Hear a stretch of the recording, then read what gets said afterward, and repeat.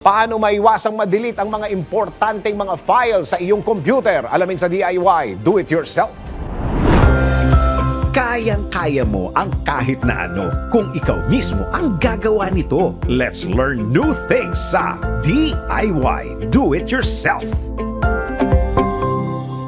Kapag napupuno na ang storage ng computer, isa sa mga pangunahing ginagawa ay mag-delete ng files, lalo na kung wala pang budget para mag-upgrade. Pero kung hindi magiging maingat, maaaring madamay ang mga importanteng file habang ikaw ay nagdi-delete. Kaya para masigurong unnecessary files lang ang mabubura, sundan mo lamang ito.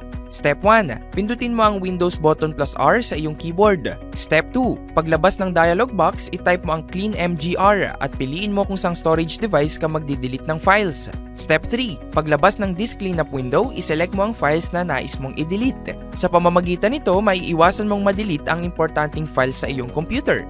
Gets mo ba? Sige nga, do it yourself!